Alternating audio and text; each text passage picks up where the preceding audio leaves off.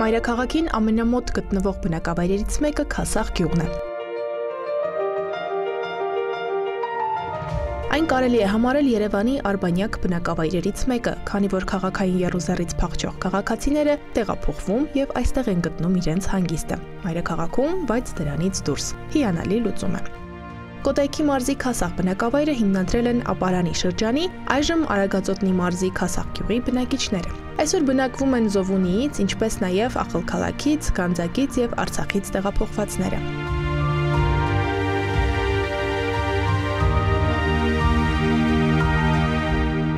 Ապարանյան Քասախի ավերակներն այժմ գտնվում են Ապարանի ջրամբարի հատակում։ 1965 թվականին Ապարանի շրջանի Քասախ գյուղը տեղափոխվել է, ջրամբար են կառուցել, տեղափոխվել է այս տարածքը, ինքը ունի 60 տարվա պատմություն։ Այստեղ կյանքը հանգիստ է, մշակութային կյանքը ակտիվ։ Գյուղի կենտրոնական հատվածում են տեղակայված կրթական կարևոր հաստատությունները։ Գյուղն ունի 2 միջնակարգ դպրոց, մանկապարտեզ, մշակույթի տուն, սպորտ դպրոց, որտեղ այս պահին գործում է միայն ծանրամարտի խմբակը։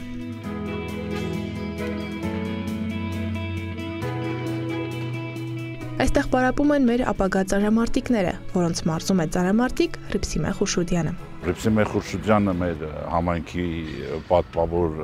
դեմքերից է, այսինքն մեր պետության պատիվը բազում անգամներ աշխարհի տարբեր հարթակներում բարձր պահող, իհարկե մեր պատիվներից մեկը Հռիփսիմե Խուրշուդյանն է, բայց ուզում եմ որպես Քասախի վարչական ղեկավար մեր համայնքի ամենապանծալի զավակը դա Հայաստանի Հանրապետության ազգային հերոս Վահագն Ֆելիքսի Ասատրյանն է, մարդ, որը ծնված է եղել պետության համար ու կյանքը տվել է հանուն Հայաստանի։ Համայնքի վարչական ղեկավար Արտակ Թովմասյանը տեղեկացնում է, որ առաջիկայում համայնքում կկառուցվի նոր մարզադպրոց, որն ավելի կմեծացնի համայնքի երիտասարդ մարզիկների սերը դեպի սպորտը։ Բացի դա ունենք մարզադաշտը, ֆուտբոլի դա էլ ներկայացրել ենք, վերակառուցման ծրագիր ունենք, որը նպաստելու է մեր համայնքի զարգացմանը։ Հրապարակում է գտնվում նաև քասախցիների պատմության կարևոր կերպարներից մեկի կիսանդրին։ Հուշարձանը Բաշապարանի մարտերում ակտիվ մասնակցություն ունեցած պանցալի քասախցի Սետրակ Ջալալյանի կիսանդրին է տեղադրած հրապարակում, փողոցներ գրում է Սետրակ Ջալալյանի անունը։ Քասախում ունենք Արցախյան պատերազմի անմահացածների պանթեոն ունենք երկրորդ աշխարհամարտի ժամանակ իրենց կյանքը նվիրած քասախցիների հուշարձան համալիրը։ Զբոսայգի ունենք շատ գեղեցիկ, նորակառույց է։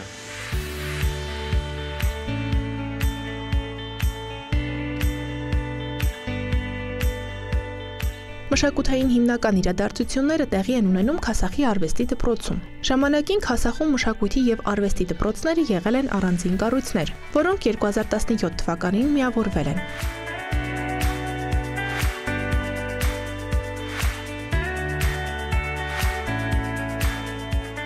Այստեղ կրթությունը կազմակերպվում է 4 ուղղությամբ՝ երաժշտական, գեղարվեստական, թատերական եւ պարային։ Երաժշտական ուղղությունն իր մեջ ներառում է գրեթե բոլոր երաժշտական գործիքների ուսուցանումը, ինչպես նաեւ վոկալը։ Դպրոցը մեծ հաջողություններ է գրանցում տարբեր մրցույթների ու փառատոների ընթացքում։ Դա է նաեւ պատճառը, որ այստեղ 500-ից ավելի երեխաներ են կրթվում մշակույթի ու արվեստի շնչով։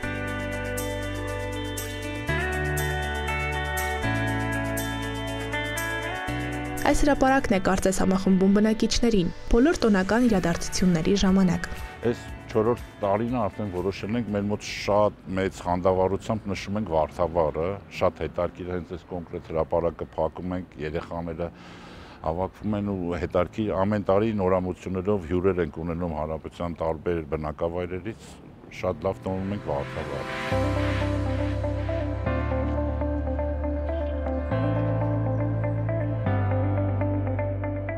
Այսօր Քասախի զարգացման հեռանկարը պայմանավորված է կրթական առաջընթացի ապահովմամբ։ Իսկ այդ առումով անուրանալի է ուսուցչի առանցքային դերը ոչ միայն կրթական գործընթացներում, այլև որպես երեխայի կյանքում կարևոր կերպար, մեծապես նպաստելով նրա դաստիարակությանն ու հայրենասեր ու հայրենատեր քաղաքացու ձևավորմանը։ Ուսուցիչը նախարարին երկրորդ ծնողն է։ Ընտանիքից երեխան մտնում է դպրոց եւ դաստիարակելու, կրթելու, Հայաստանի արժանապատիվ քաղաքացի ձևավորելու համար մեծ դեր ունի ուսուցիչը, ինքը երկրորդ ծնողն է։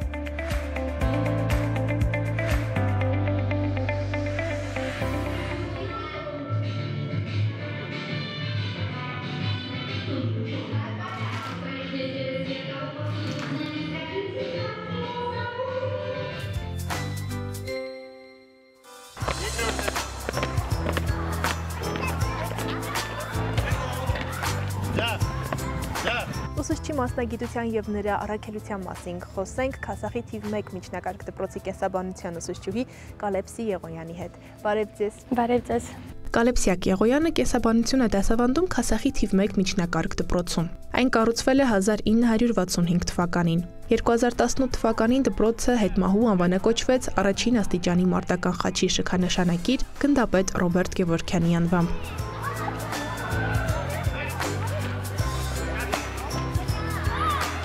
Դպրոցում այժմ սովորում է 736 աշակերտ, որոնց դասավանդում է 43 ուսուցիչ։ Նրանցից 13-ը անցել են կամավոր ատեստավորում, իսկ 4 հոգի ունի տարակարգ։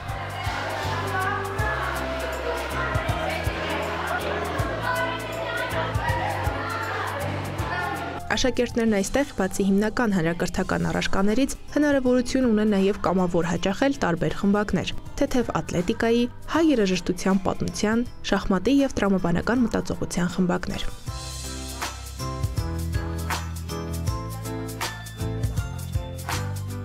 Դպրոցը համալրված է տեղեկատվական և հաղորդակցման տեխնոլոգիաների, կենսաբանության, աշխարհագրության, ֆիզիկայի լաբորատորիաներով։ Այն ակտիվ հաջողություններ է գրանցում տարբեր ոլորտներում։ Այստեղ ուսուցիչները մանկավարժության ոլորտի տարբեր անվանակարգերում լավագույնի կոչմանն են արժանանում, իսկ աշակերտները արվեստի, բնապահպանության ու ռազմամարզական ոլորտներում ակտիվ մասնակցում և հաճախ հաղթում են։ Այս դպրոցի հայտնի շրջանավարտներից են ազգային հերոս Վահագն Ասատրյանը և ծանրամարտի բազմանկի մեդալակիր Հռիփսիմե Խոշոդյանը։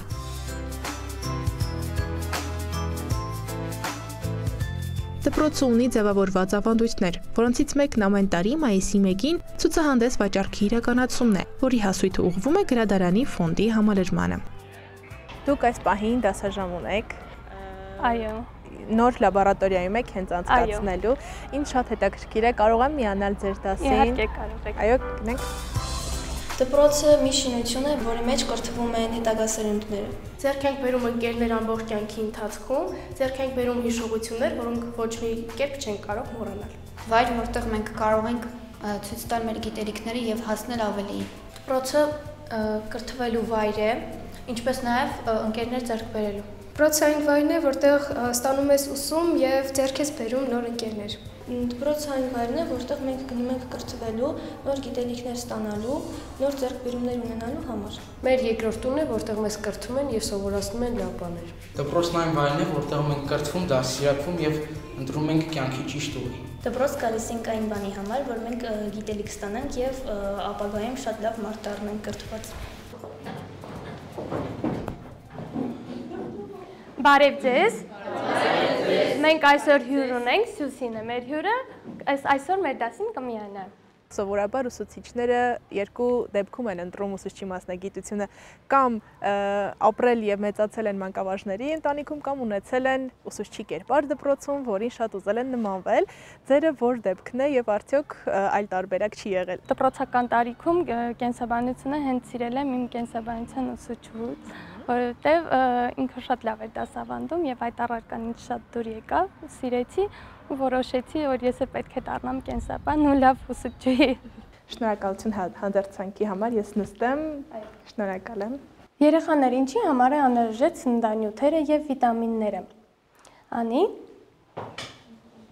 Սնունդը օրգանիզմի էներգիայի աղբյուրն է եւ շինանյութերի աղբյուրն է, մարդու կյանքի համար անհրաժեշտ բոլոր սննդանյութերը ստանում ենք բուսական եւ կենդանական ծագում ունեցող սննդերից։ Իսկ ով կասի, որոնք են սննդանյութերը։ Անուշ։ Սննդանյութերը հիմնականում ստանում են մրգերից, բանջարեղեններից եւ օգտակար սննդից, որոնք օրգանիզմում արդեն վերածվում են այլ նյութերի եւ օգնում մարդու հիգիենային։ Իսկ ո՞րոնք են այդ նյութերը։ Հասմիկ, այո։ Ջրի, սպիտակուցները եւ ճարպերը։ Ահա։ Դրանք Այո, սպիտակուցները, ածխաջրերը, ճարպերը, վիտամինները, դրանք օրգանական նյութեր են։ Հիմա մենք կփորձենք հայտնաբերել, թե որ սննդամթերքի մեջ ինչ օրգանական նյութ կա։ Ես կխնդրեմ երկու աշակերտ մոտենա ինձ օգնելու համար։ Անահիտ, Նարե, եկեք։ Հիմա առաջինը կհայտնաբերենք ածխաջուր։ Բրինձը պարունակում է ածխաջուրս ձեզ։ Հիմա լցրեք Անահիտ, բրինձը լցրու սրվակի մեջ, բավական է։ Հիմա փորձենք յոդային լուծույթ կաթեցնենք, երբ որ ինքը ստանա մանուշակագույն կամ շատ մուգ սև գույն, նշանակում է ածխաջուր կա իր մեջ։ Ես էլ եմ ուզում մասնակցեմ այս Մի քիչ լցրու, որ հասնի։ Մի քիչ ջուր ավելացնենք, որ տեսեք արդեն երևում է, որ բրինձը մանուշակագույն մուգ գույն է ստանում։ Նշանակում է բրունձում պարունակում է ածխաջուր։ Հիմա փորձենք նայենք կարտոֆիլի մեջ կա, թե չէ։ Ձեր ուսանողական տարիները ինչպես են անցել, կպատմեք։ Իմ ուսանողական տարիները շատ հետաքրքիր են անցել, որովհետև առաջին կիսամյակից ես հենց գիտական աշխատանքներ եմ սկսել, շատ լավ դասախոսներ եմ ունեցել, որոնք ինձ ուղղորդել են Թանգամյան Տիգրանը եւ Պիպոյան Սամվելյան, որոնք իմ մասնագիտական կայացման համար մեծ դեր ունեն։ Առաջին հենց կուրսից սկսեցինք Սամվել Պիպոյանի հետ գիտական աշխատանքներ, հոդվածներ տպագրվեց, հետո հետագայում 3-4 կուրսում, 4-րդ կուրսում ես ճանաչվեցի Հայաստանի Հանրապետության բնագիտության ոլորտում լավագույն ուսանող երկրորդ կարգը զբաղեցրեցի, որտեղ մրցանակ շնորհվեց եւ շնորհակալագիր։ Հետո ընդունվել եմ նույն էլի ֆակուլտետում մագիստրատուրան անվճար էլ սովորել եմ։ Տեսնում եք, կարտոֆիլը ստացավ մուգ մանուշակագույն, չէ՞, անգամ սև գույն։ Այսինքն կարտոֆիլը, այո, օսլան, ինքը ածխաջուր է, բարդ ածխաջուր է, որը մենք կարողացանք հայտնաբերել։ Հիմա փորձենք հայտնաբերել ճարպերը։ Ընկույզի մեջ բոլորս գիտենք, որ ճարպեր կա։ Հիմա ապացուցենք, տեսնենք կա թե չկա։ Հիմա հավանգում լցնենք ընկույզը, տրորեք հավանգում այս ընկույզը, տրորի Անահիտ։ Տեսեք թղթի վրա յուղային հետքեր մնաց, չէ։ Այսինքն ճարպ է պարունակում ընկույզը։ Եթե մենք տարբեր նյութերը ճարպերը հայտնաբերելու համար թղթի վրա կարողանում ենք տպտպացնել, եթե մնում է յուղային հետքերը, նշանակում է արդեն ճարպ է պարունակում։ Հիմա հայտնաբերենք սպիտակուցները, մենք այստեղ ունենք լուծված օճառաջուր, մի քիչ ավելացրեք։ Անա այդ կիտրոնը պահի, որ մի քիչ կիտրոն լցնես, բավական է։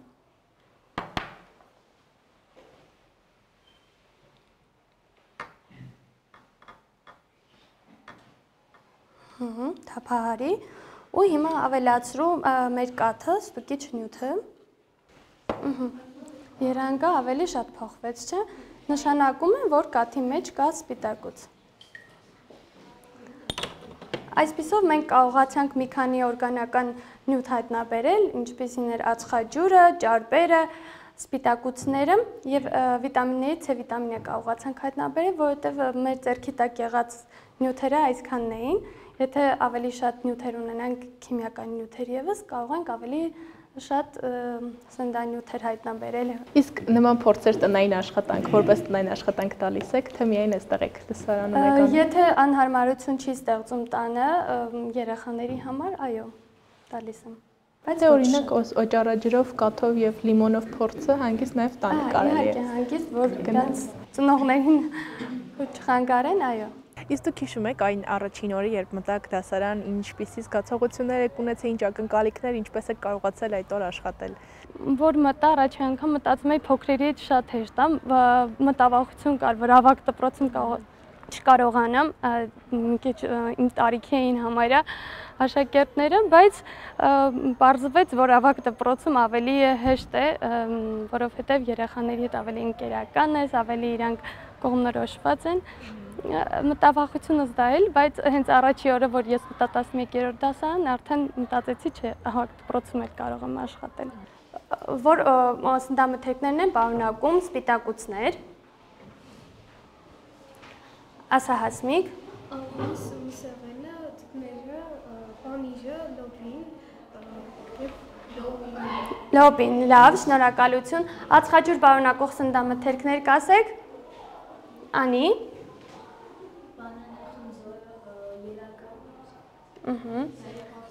Ավելացրու Հովսեփ։ Օրինակ սև հացը, ելակը, խնձորը։ Առանց նայելու, լավ, որովհետև դուք դա արդեն գիտեք։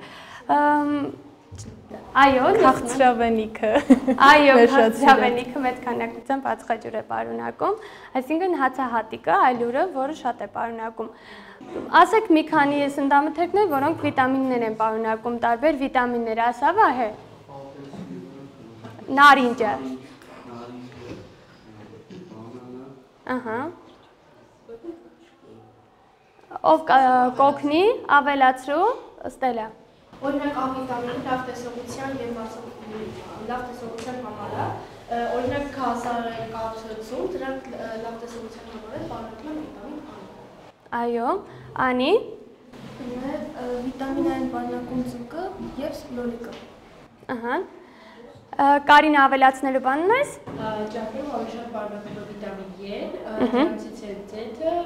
ավոկադոն եւ բերբերը։ Լավ, շնորհակալություն։ Արեն ջան, խնդրում եմ փոքրիկ մուլյաժը կմոտեցնես, ուրեմն մեր այսօրվա նոր դասը մարսողական համակարգի կառուցվածքն է։ Այսքան տարիներ անց ինչպես է փոխվել ձեր աշխատելու մեթոդները, ինչ նոր դասավանդման մեթոդներ եք ավելացրել ձեր աշխատանքում։ Այս տարի ստացել ենք լաբորատորիա, մենք ավելի ինտերակտիվ ենք դասերը կազմակերպում, լաբորատոր փորձեր ենք կատարում, նոր ՏՀՏ գործիքներ ենք օգտագործում, տարբեր կայքերից օգտվում ենք, տարբեր ձևի ենք անցկացնում, որ հետաքրքիր լինի եւ հիմնականում աշակերտներին շատ ենք մասնակից դարձնում, որ իրանք չծանձրանան։ Տարբեր օրինակ աշակերտներ ունենք, որ գաղութով թեստեր են կազմում եւ այլն, նման հարթակներով ու արդեն գալիս են առաջարկում են այսօր դաս անցկացնենք մենք, ես թույլ եմ տալիս։ Մարսողական համակարգը շատ կարևոր է, որովհետեւ մենք սննդանյութերը ստանում ենք արտաքին աշխարհից եւ մարսողական համակարգը օգնում է, որ այն մենք յուրացնենք։ Նախ ենթարկվում է սննդամթերքամեխանիկական մշակման, այնուհետև քիմիական մշակման։ Ուրեմն մարսողական համակարգը կազմված է բերանի խոռոչից, ըմպանից, այստեղ կերակրափողը չի երևում, հանենք, կերակրափողից,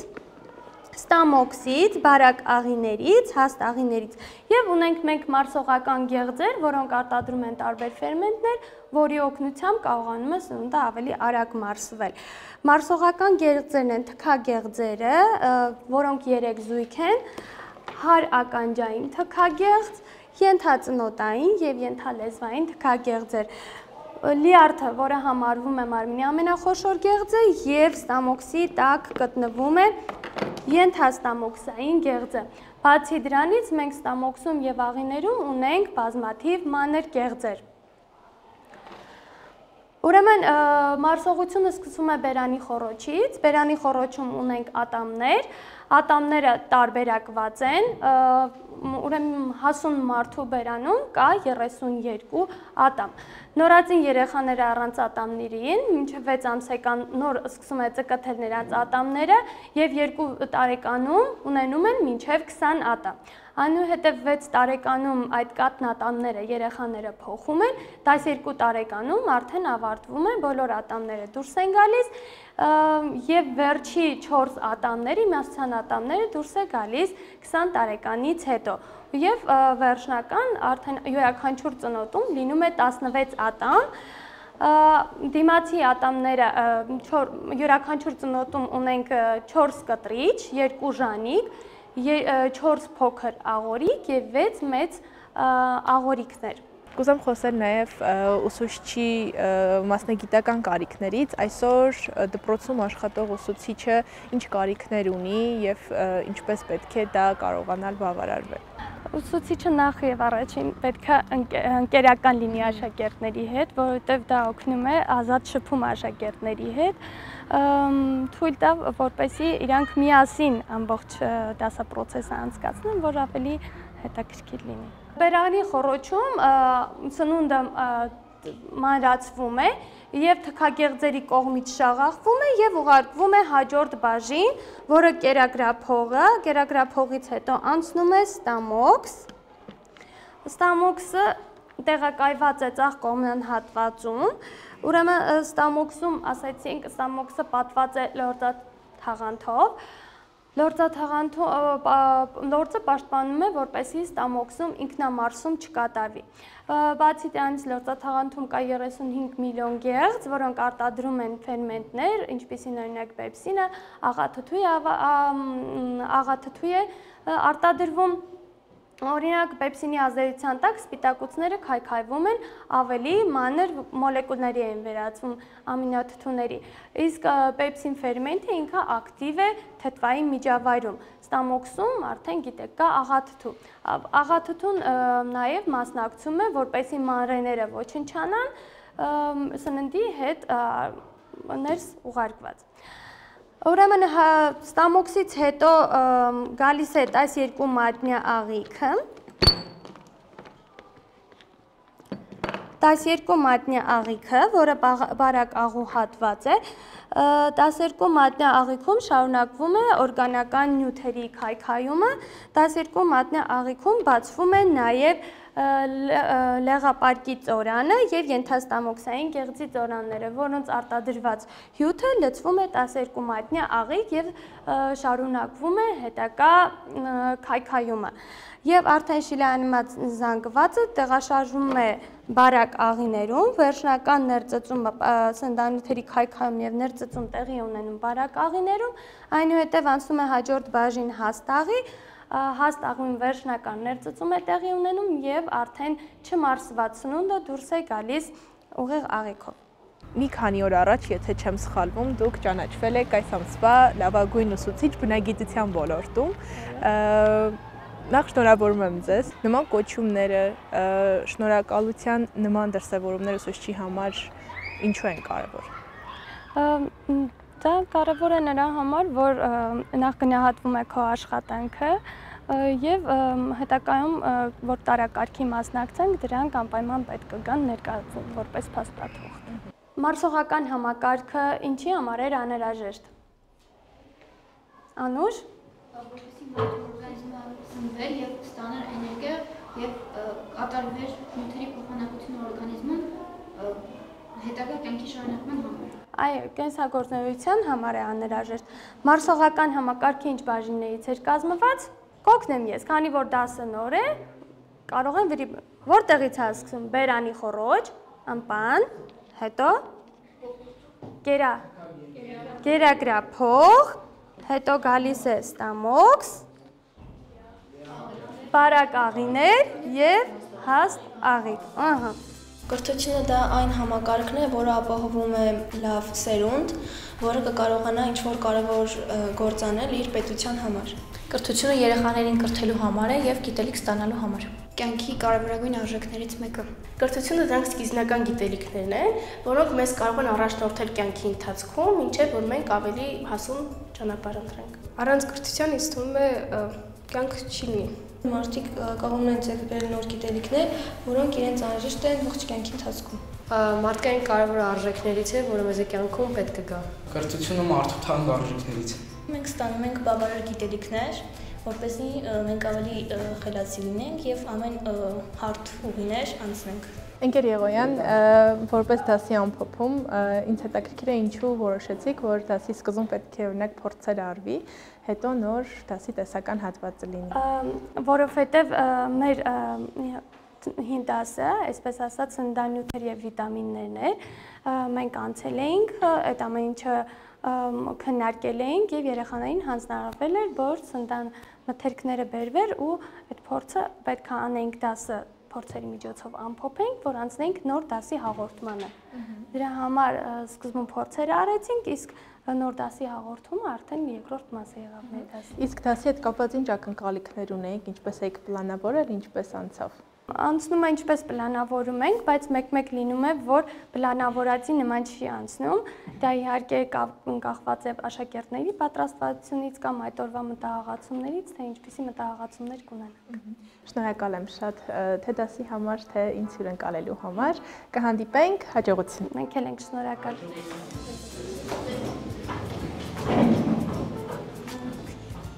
Ո՞վ է ձեզ համար ուսուցիչը։ Ուսուցիչը դա այն մարդն է, որ նոր մարդ է կերտում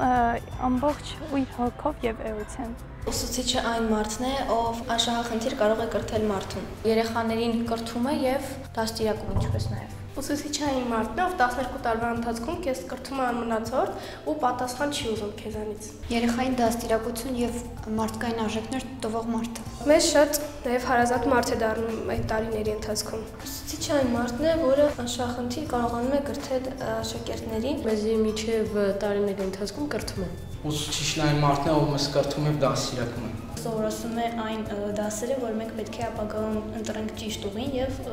մեր ուզած կարիերան ընդունենք։ Հիրավի, ամենակարևոր մարդը դպրոցում ամենակենդանի օրինակ աշակերտի համար հենց ինքը ուսուցիչն է։ Մեր հաջորդ հանդիպումը գուցե լինի հենց ձեր դպրոցում։ Կհանդիպենք։